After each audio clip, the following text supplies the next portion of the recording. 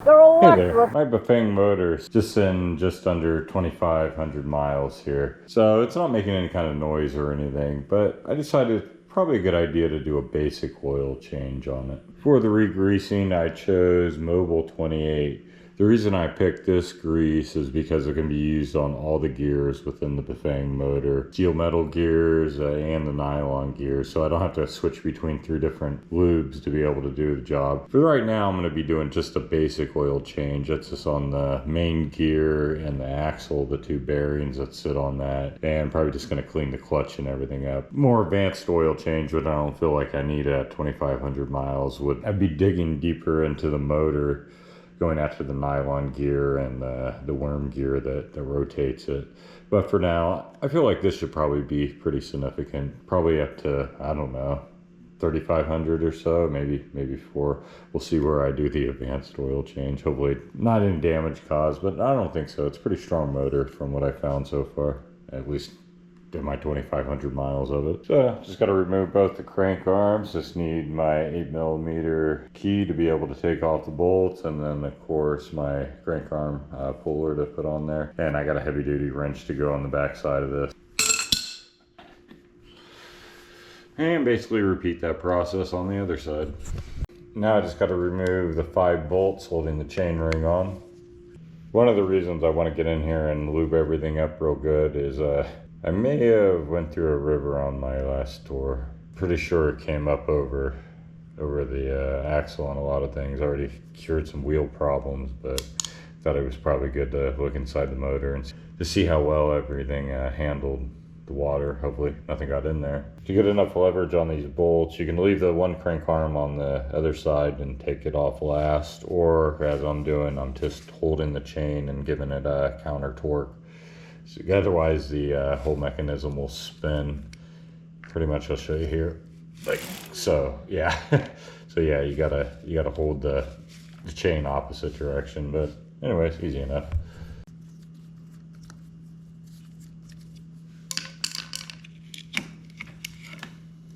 Now it's just 6 bolts holding on this cover here.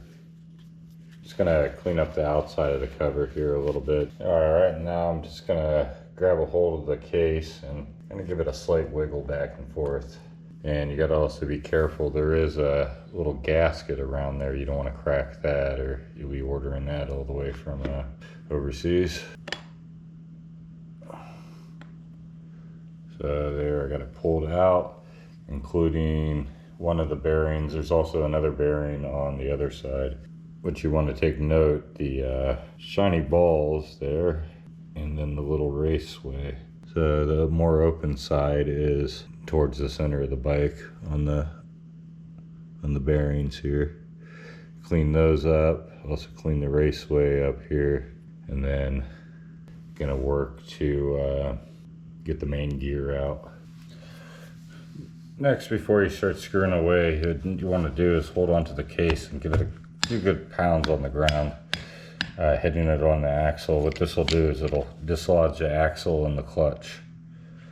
And now I have access to, well, the axle and the clutch. And yeah, I can see there's a wee bit of water got in there. I can see just a minor bit of rust there. Luckily it doesn't look like any kind of damage, but yeah, I'm going to clean all that up real good, re-oil it of course.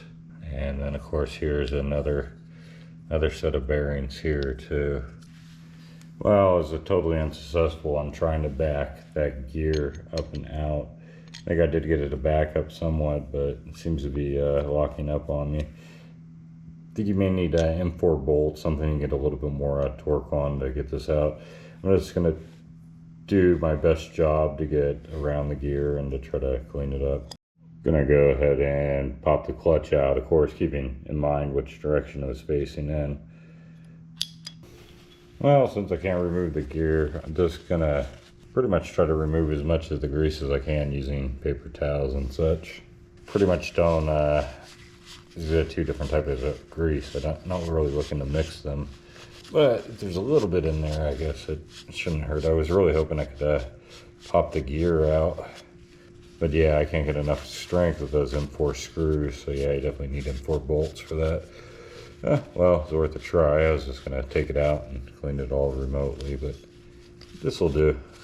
Yeah, there definitely was not very much grease in there. There's only a lot of dry spots on the gears, to tell you the truth. They could have definitely packed more grease in here from the factory. Clutch doesn't look too bad. It has a little bit of a white lithium grease on it already. Really don't want to over grease this because these little flaps can stick then, and basically you won't have any clutching then going on. That would be no fun. Yeah, the main axle there, the rust, that's definitely from going through the river. I hit it with a little bit of just WD-40 as a cleaner, basically. I don't really want to use any kind of water on it. WD-40 should work pretty good. Yeah, definitely can see that orange. Definitely was rust. So a little bit of intrusion from that end. Hopefully I can try to seal it up with grease. Hopefully it'll cause a little bit of a waterproof barrier. I just gotta make sure I'm not getting it on that clutch, because that would be no good at all. Probably gonna put it more on this bearing here. I'll put more of the grease, just trying to keep it real clean and everything. Because yeah, that was a little bit of rust is no bueno. That'll eat your system alive after a while. That looks pretty good there. Just gonna hit the other side up. Pretty much the same thing. Just kind of hit it with the WD-40 and clean it up. All right, the bearing and raceway.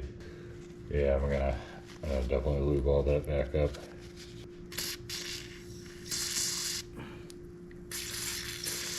All right, don't have any gloves. I was too lazy to get some, so for this, to apply the oil, I'm gonna be using a popsicle stick. And yes, it's one from an actual popsicle. So yeah, down here right on this bearing, I'm gonna try to create a seal here. That's where the rust was at. And this Mobile 28 is water resistant, along with a lot of other properties. So there's that. Most of it will get pushed out, but hopefully it'll leave enough right in the middle just for it. For the clutch, I'm talking about even just the slightest bit of, you don't want much oil down in here at all. And now for the main gear here, I'm just gonna pretty much just fill the teeth in. This is my main goal.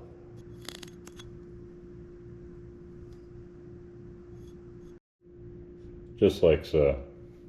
So now, just gotta put the clutch back in. Pretty much these little arms be facing counterclockwise is how you figure that one out. And to get it in, you pretty much just start turning it, and you may have to push one of the flippers in, but that should seat right in. Just like so. I'm gonna go in and just get the clutch extra white, just to make sure there's not too much excess grease on there, because yeah, that is a problem with those sticking if you over grease that area. So just a tad bit of grease on the clutch. I mean, barely, almost anything.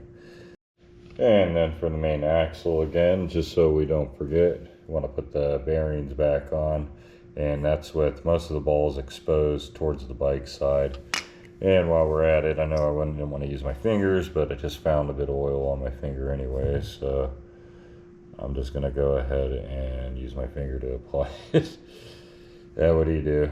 I guess in 200 years my finger will fall off. All right, just like that. And then that pretty much just goes down right on there, just like so. Okay, and now in here I just need to clean off the gear that's transferred from the motor over here. I don't know what you call that. It's connected to worm gear, and the case itself. I'm just going to use just a little bit of WD-40 on this just to give me a little bit of a cleaning agent, which is always a good idea when you're doing any kind of oil change, to remove the old oil, because otherwise you're leaving all the little metal fragments and everything in there to continue wearing down the motors, gears. And I used to have an old Chevette. I just keep putting oil in on the top, but it always leaked out the bottom, so in a way I was, I guess, slowly changing it.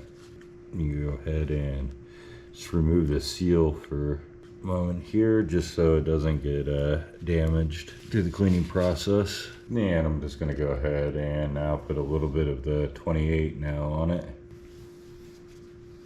The bearings on this side are a type of almost like rolling bearing. Just for the sake of laziness on this basic oil change, I'm just gonna give it a quick clean out real quick with just a paper towel, twist it in there, and then I'm gonna do the same thing. I'm gonna slap a bunch of Mobil 28 in there for two reasons: to lube those roller bearings up real good, and to create a water barrier on the side with the oil. So I got a little bit of a muck and cruck out of there, a little bit of dirt. So yeah, unfortunately, I don't have anything perfect shape for this. I'm gonna have to use my finger on this one. Oh, it's so gooey. Oh yeah. Oh yeah, now I just put it right in the hole. Oh yeah.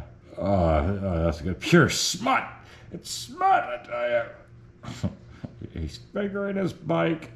I promise, guys, it wasn't running. Just like that. Yeah, let's pack a little bit more in there. Just, I'm pretty sure she liked it. And go ahead and clean up inside of this raceway here. This is where those one bearings on the axle sit. And use my popsicle stick because I just washed my hands, get that stuff off of it after that dirty ordeal. Just gonna go ahead and slap a little bit of that up in here. There's just bearings and I already pre-lubed them, so should be pretty good there. All right, now do not forget the seal here. I'm gonna put that back on, and of course it only goes on one way, so that makes that really easy there. Should I do it backwards? Yeah, and if it's backwards it won't fit properly, so I gotta turn it around. There we go. All right, now I'm just gonna go ahead and put the axle back in, just like so. And now the main body, and pretty much just gotta try to compress everything back onto here again. That should be fun. Takes a little bit of a play to get it, but looks like I finally got it seated back in there. You just gotta try to line up the gear and then the case back and forth. Takes a little bit. All right, so I just gotta secure the 6 bolts on there. I'm gonna test it out real quick before I put the chain back on. It'll let me do a little bit of a test before it does the speed sensor error, but should give me a good indication of how everything sounds.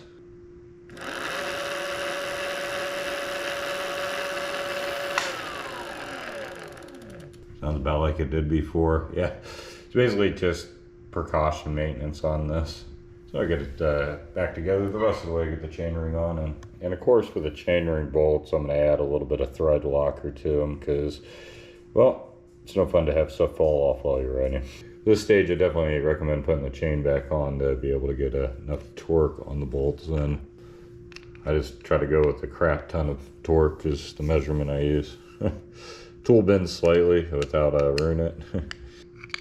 Yeah, and then with that Loctite in there, yeah, I never had any problem with these coming loose, not within 2,500 miles. Yeah, so the same thing with the crank arm bolt. I definitely recommend putting a liberal amount of thread locker on that. Each time you remove the bolt, basically you're gonna have to do this again, but well worth it not having your pedal ever come off on you. And a quick test with everything hooked up, just make sure everything's working right.